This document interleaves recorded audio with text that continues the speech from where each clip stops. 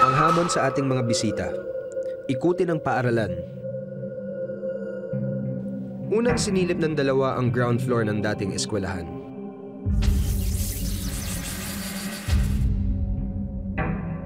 God! Oh my gosh! Oh my gosh! Kasi hindi andyan lang. Hindi naman umaalis eh. Ha?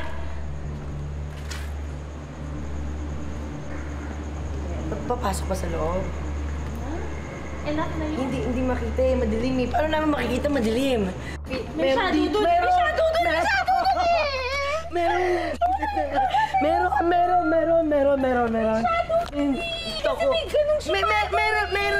Meron nga. Kung mapapakitang takot ka kasi lalo ka tatakutin pag pinapakita. Oh my God!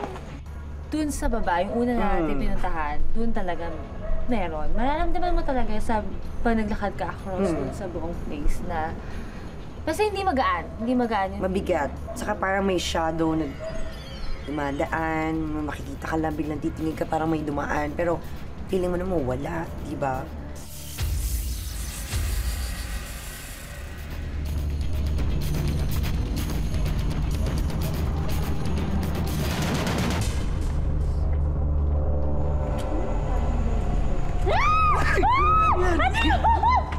Paano ba yun? Paano ba yun? Tumakalimutan ko. Oh my God! Okay ka lang? Paano ba yun? Ha?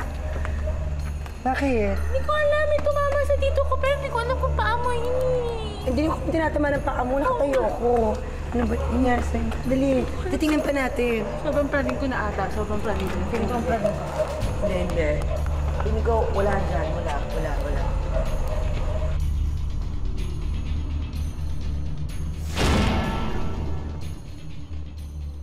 Sa kasalukuyan, medyo mga 30 minutos na ang nakakalipas mula nang pumasok sina Jeff at Angelica dito sa paaralan. Sana okay pa sila.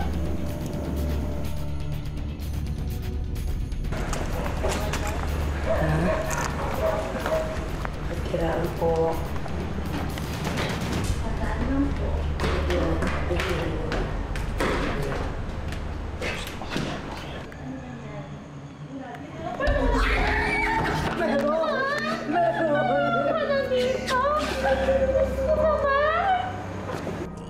Yung sa baba, distinctive yung talagang shadow niya is naka-define as a shadow of a person.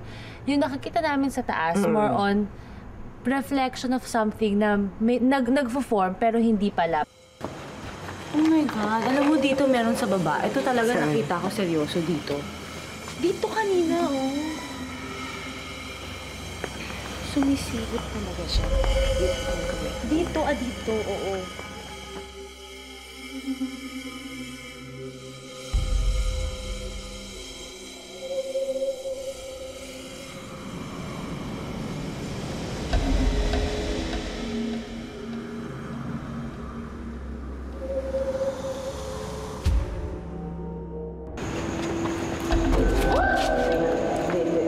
Inikot ni Jeff Gaitan at Angelica Jones ang abandonadong Victoria School sa Cubao, Quezon City.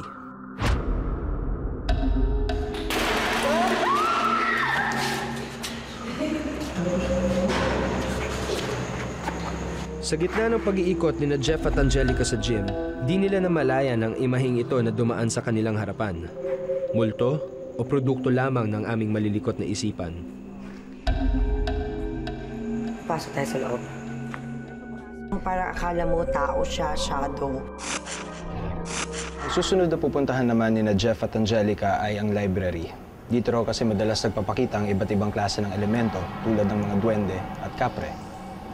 May makakaengkwentro kaya ang mga bisita natin?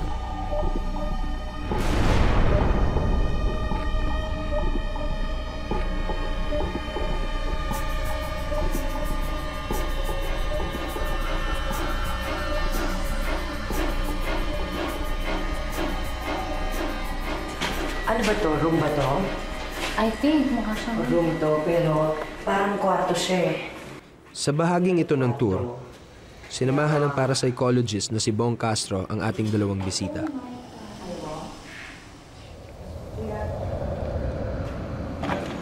Meron, di ba? Pwede sabihin mo na. Di ba? Nakita namin kanina, di ba? Meron item. Sabi ko na nga ba, ayun na nga lang. Hindi naman ako takot eh. Kaya alis na ako, alam ko dito. Eh kung nagkakatakotan kayo, alam mo, pag natatakot kayo, they're drawing energy from you. Yeah. The more na lumalakas ang presence nila. Huwag kang matakot. Huwag kang matakot, huwag kang... Pero meron siyang item. Meron siyang itim mga shadow people. Shadow nga, yung sa baba. kanina. Yun yung nakita namin sa taas. Sa baba. Yun yung mga lalaki. Na mataas. Merong isang spirit na itim na nandoon doon sa place na yun na nagtatago na nagpaparamdam. Parang more on unwanted lang yung presence namin na parang huwag ka na pumasok dito. Oo. Parang Warning. Binibigyan na tayo ng warning na huwag ka nang tumuloy.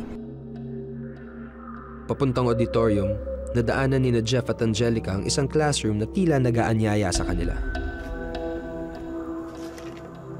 I wouldn't go there if I were you. Halika, kuya. Samahan niyo po kami, kuya. Sabi ni Kuya, I wouldn't. I would. Ano ba?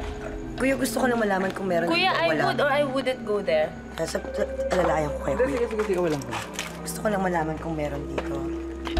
Alalayan natin sila.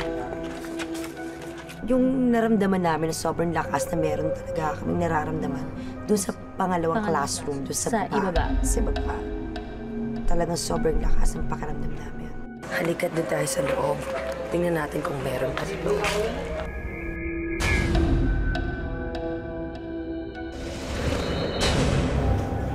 Tabi-tabi po. Ako po. Ako po eh. Padaan lang po. Tabi-tabi po. Tabi-tabi po.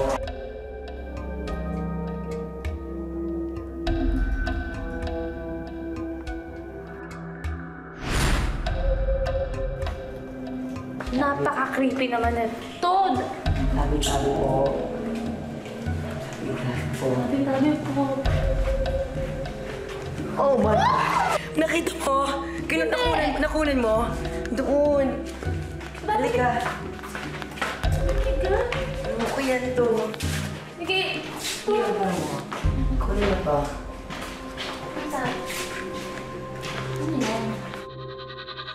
May gumagano sa balat ko. Yung parang, alam mo yung gumagano na mabalahibo. So, ramdam na ramdam ko yung balahibo niya sa balat ko. Kaya sinabi ko na, please, layuin mo na kami. Tabi-tabi po, makikiraan lang po. Madidistinguish mo kung real o hindi nararamdaman mo. Kasi sa ibang rooms, hindi ka takot. Pero pag pumasok ka sa iba, papasok ka pa lang, iba na Mabigat yung, na. yun. Ibang amoy dito. Ibig sabihin na. Nagmamanifest yung spirit. Yung smell. May isang part lang doon na meron lang siyang distinct smell. Yeah. May isang smell na hindi mo lang alam kung ano, pero may strong smell lang siya. Oo. Nang papalabas na ng school grounds ang tatlo, tila naligaw pa sila ng daan at napadpad sila sa lumang auditorium ng eskwelahan. Ito yung parang nila. Kaya di pa ba nila to? Ano pa yung tatay? Kuya. Ito yung mataas ang ano. Parang meron. Parang meron. Dito ba wala? Wala nang ano. Hindi, doon sa baba talaga. Sa baba, at tama nga tayo. Yun nga, yun. Yun yung naramdaman natin. Naramdaman, nagpakita siya. Parang hanggang ngayon, nasa point pa din ako ng nag-a-assess ako kung real ba yun o hindi. So ngayon medyo shock pa rin ako. Parang dito sa na-experience ko is parang may natutunan ako na huwag ka agad matatakot and then kailangan observe, listen, and amuyin kung meron.